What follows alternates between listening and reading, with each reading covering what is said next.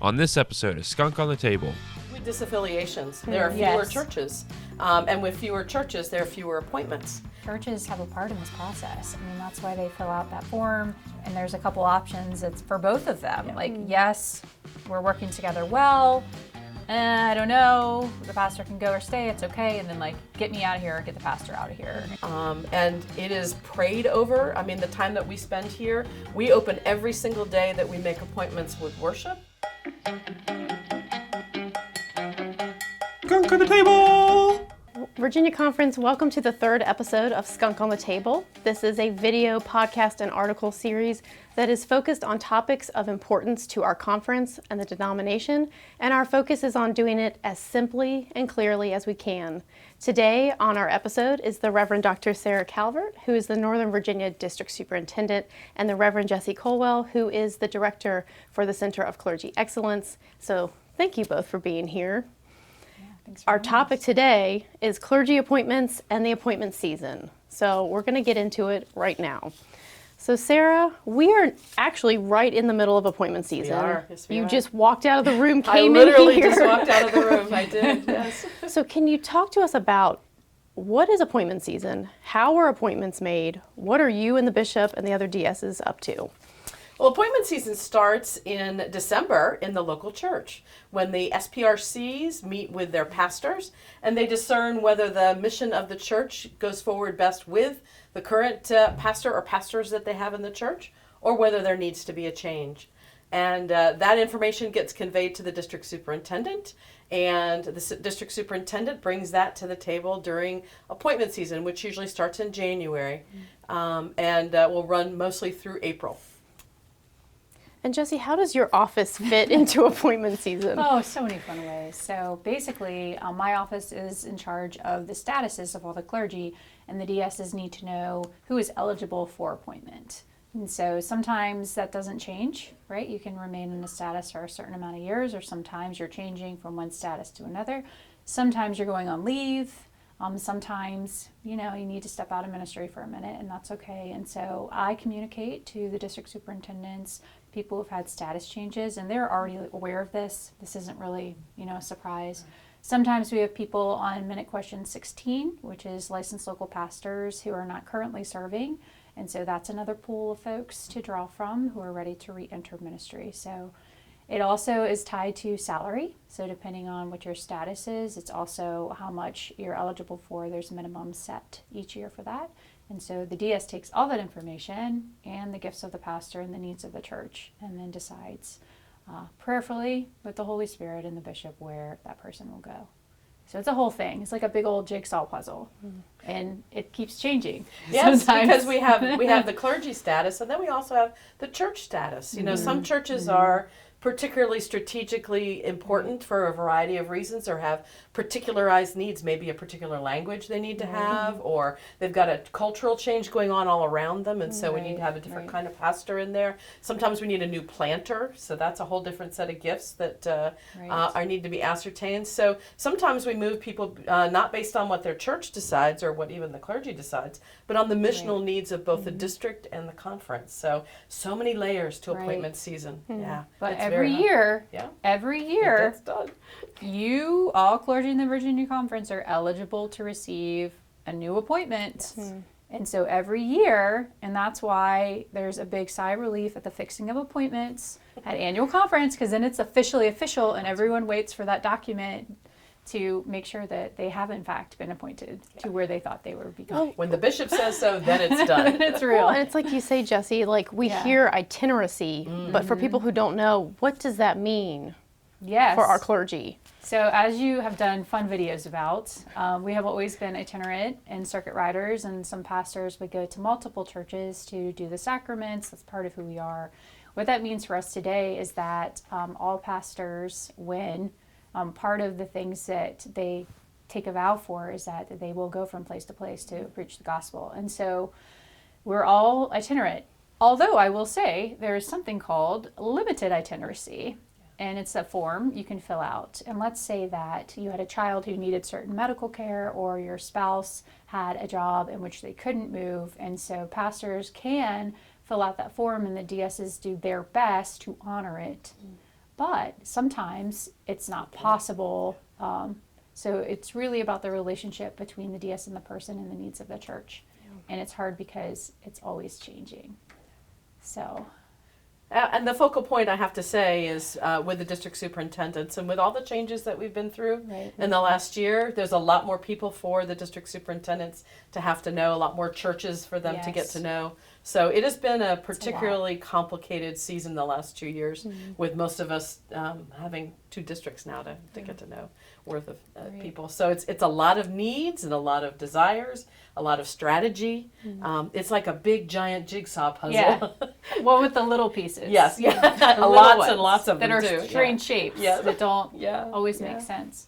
But once a decision is made, we will introduce the pastor to the church through the SPRC. The SPRC, the Staff Parish Relations Committee, and in some churches it's a leadership board, are the people that meet the new pastor first.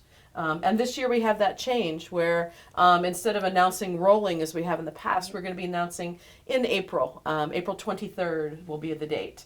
That churches will learn if their current pastor is staying, and if they're not, then who their new pastor will be. It'll all be done at the same time.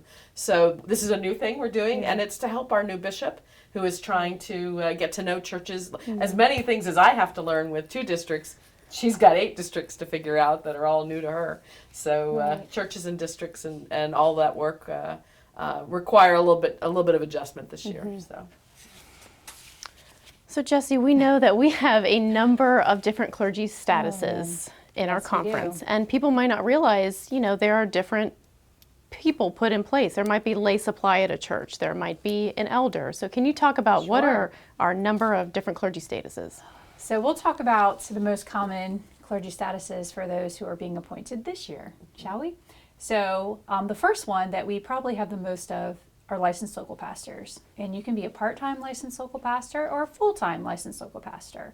Sometimes you'll have 2 part-time appointments that add up to a full, so there's all different types of percentages. And that matters also for our healthcare plan. To be eligible, you have to be a certain percentage. So we have our licensed local pastors.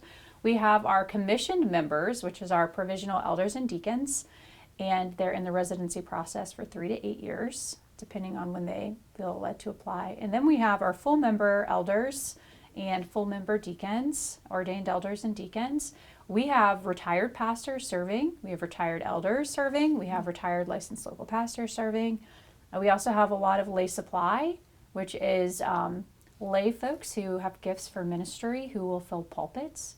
And after 2 years, the discipline does say you should move either to a licensed local pastor or discern where God is leading you. Sometimes we have certified lay members there too, and they will fill a pulpit. So there's a lot of creative ways. We also have this transfer process, which is a whole thing too.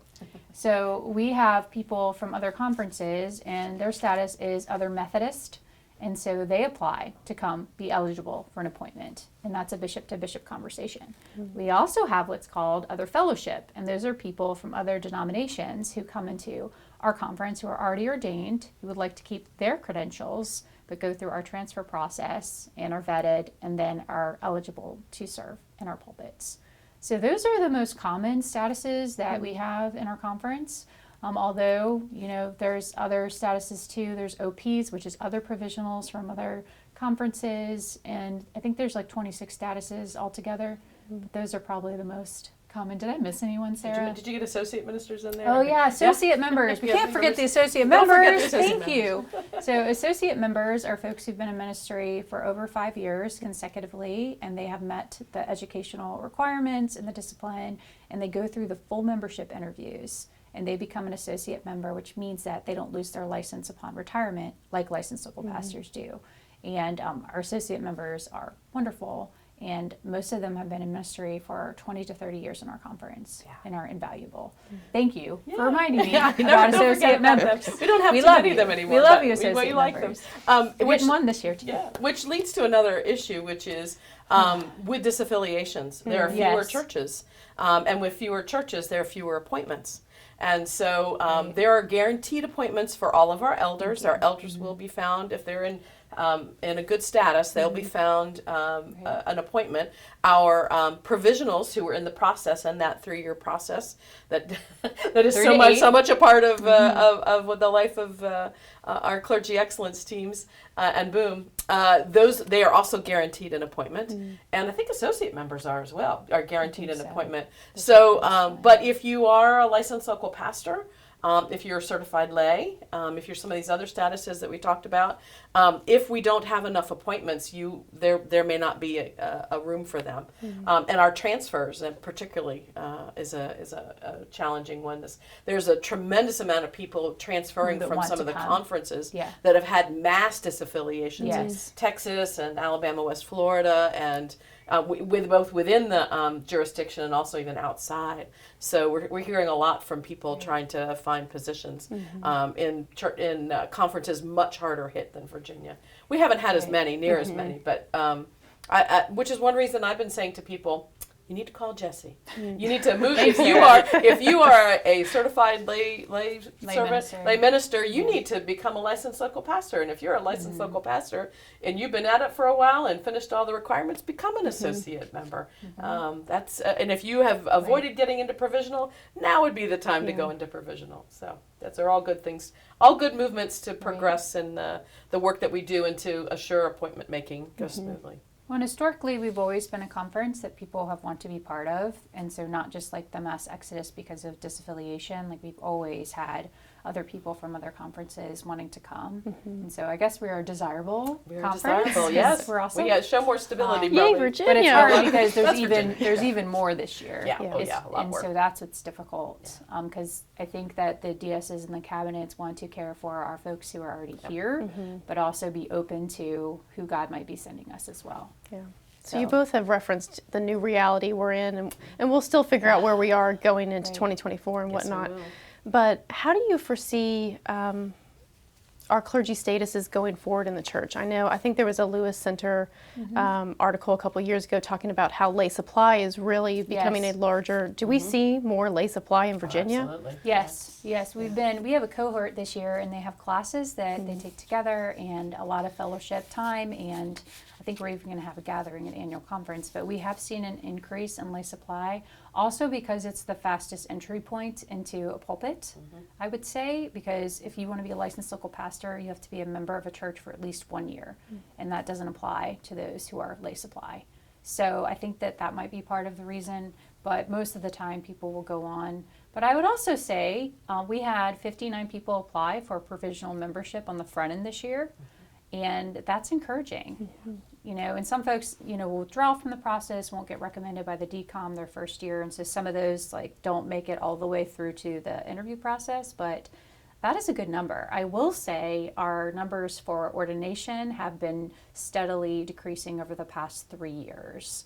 But some of that is also due to what we're seeing as far as things like writing and ability to answer questions and to follow instructions. Like we're seeing a decrease in the ability for candidates to have those really strong writing skills. And so we're also wondering, what has COVID done to the process?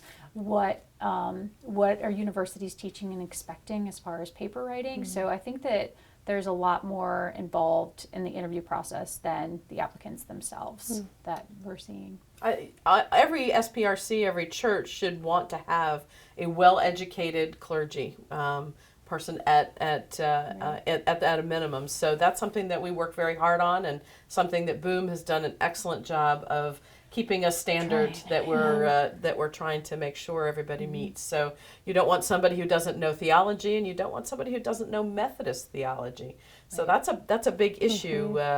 We are the United Methodist Church.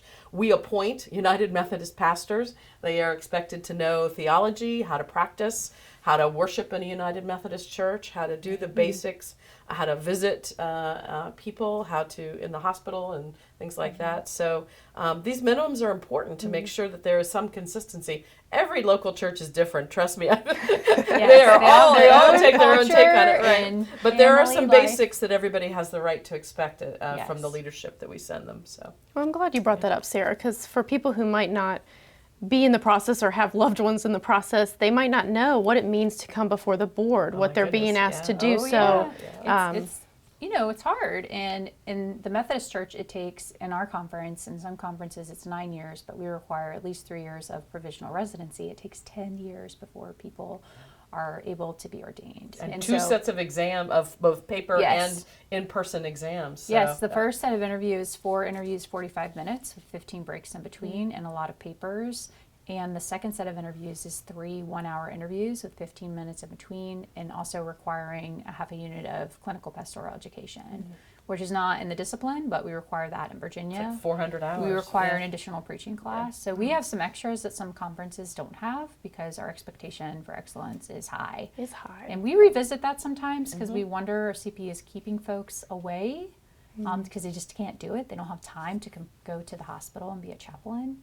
So we are always looking into that.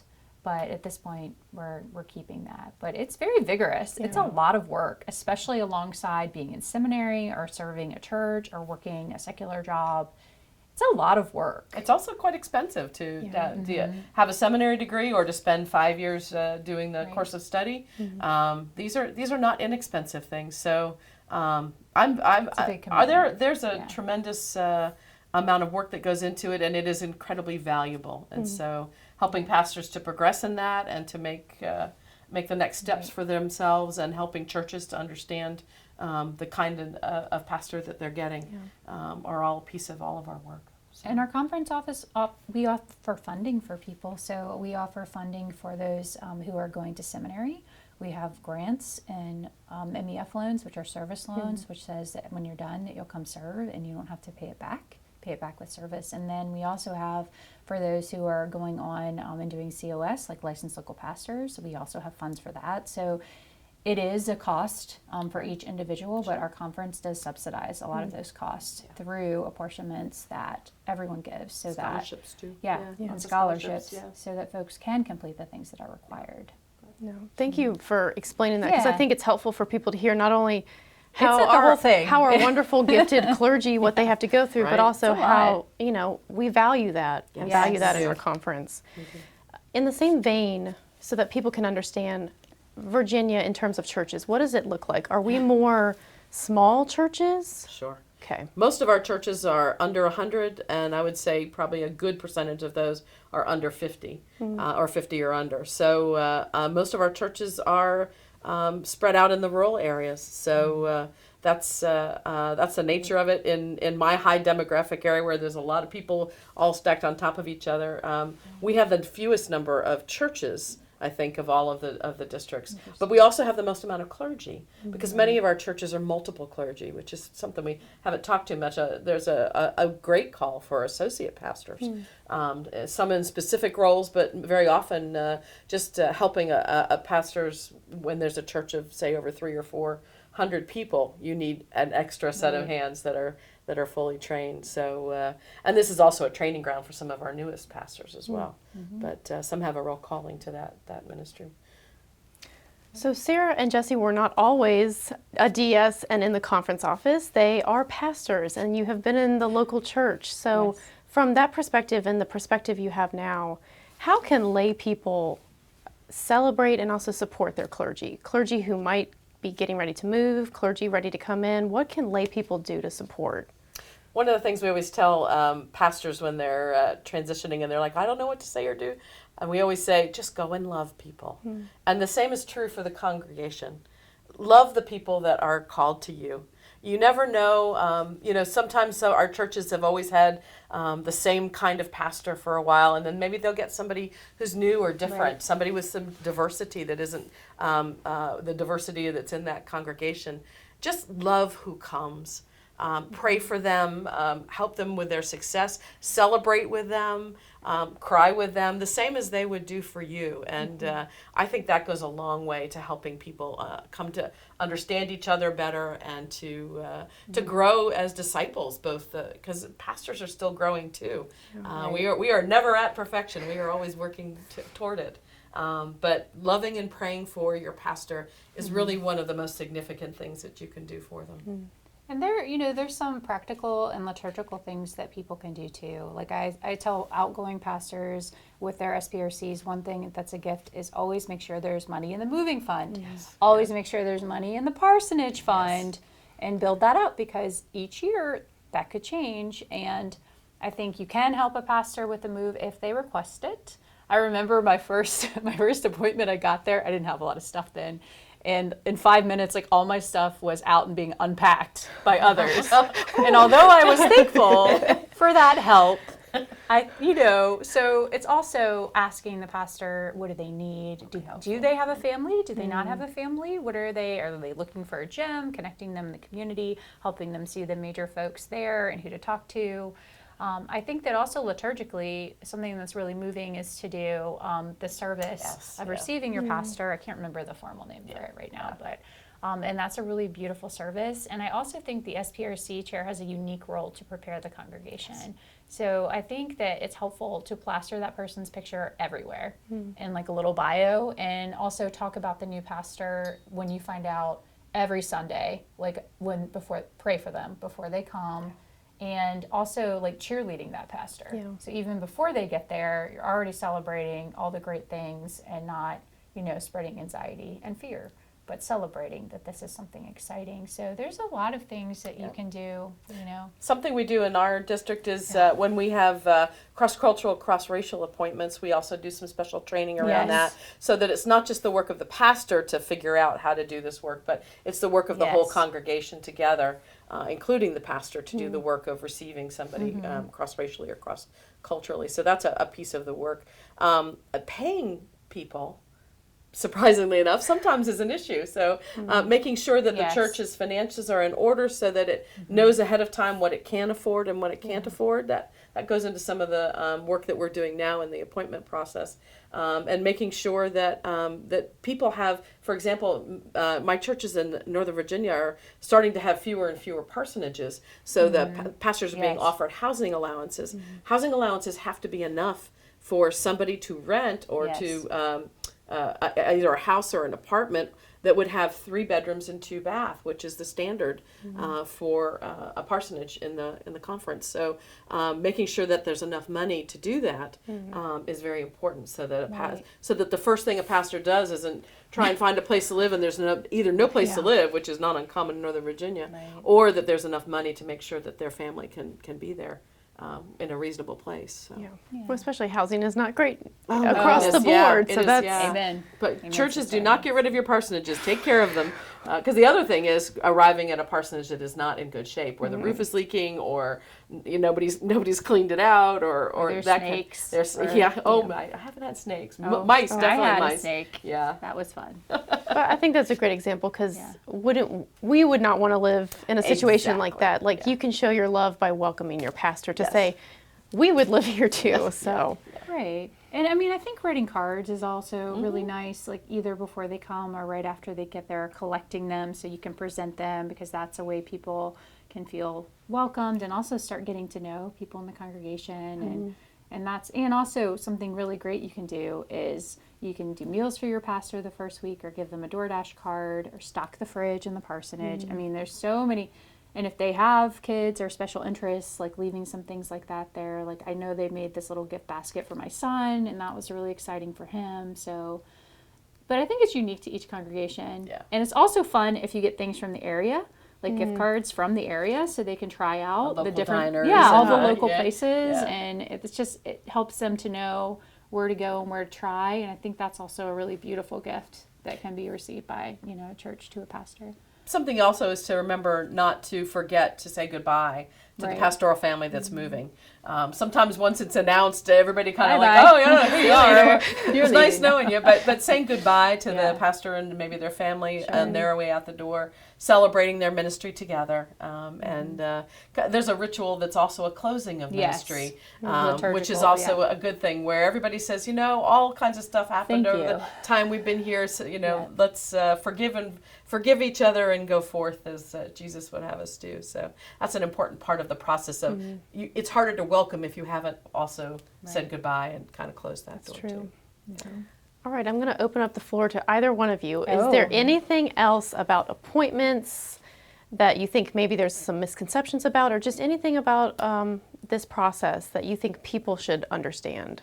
I think it's really important for people to understand that this is a spiritual process. This is a covenant, a promise made between the pastor and the conference and the local church. And it is prayed over. I mean, the time that we spend here, we open every single day that we make appointments with worship and with prayer. We pray for the people that are receiving new pastors. We pray for the pastors that are in transition. We pray for the Spirit to intervene in situations that we don't have an answer for. This is an extremely prayerful process, and I think people think it's like baseball cards. I'll trade you 2 licensed local pastors for an elder. That doesn't work like that. That's not how it is. It is each and every church is held up and described and prayed over. Each and every pastor possibility is also considered and prayed over. It is just really a very deeply spiritual thing. And when I was a pastor, I would not have believed that. I would not have understood that. I thought it was just this magical thing that happened somewhere else. And as a member of an SPRC, also we think, they're just going to send us a bad appointment because we, didn't pay all our apportionments or we ticked somebody off at the conference office. Again, it is really important to us and makes our life so much easier if we can make a good appointment to a church that receives them well, and everybody gets to go off and do the work that Jesus put in front of us to make disciples and to transform the world together. It is a lot more work if we do a bad job of that, or if it doesn't work out for some reason. So we are rooting for all of these to be good appointments. So. And I would say too, I think every year around this time, people are afraid their DS is going to call them. They're like, and sometimes we do. And sometimes they do. But I would also say that, pastors and churches have a part in this process. I mean, that's why they fill out that form. And there's a couple options. It's for both of them. Yeah. Yes, we're working together well. I don't know. The pastor can go or stay. It's okay. And then get me out of here or get the pastor out of here. Mm-hmm. And I think that the DSs and the bishop really it's not, you shouldn't be surprised about where you're going, because your DS has had a conversation with you, your SPRC is, sometimes things come up and we do look at the missional needs and we have to make those kind of faster appointments that don't give people as much time as they would normally have. But that's more rare. That's about 10% of that. That's more rare than the regular appointments that are being made. So it's not like a mystery or something to be afraid of if you're staying in regular communication with your district superintendent and your leadership. So I would also say that. I agree. Well, thank you both so much. I hope this information has been helpful to all our viewers. I think it's been good to really talk about this process that takes up the life of our church, but it's important work. So, but thank you so much. And this is a wrap on episode 3.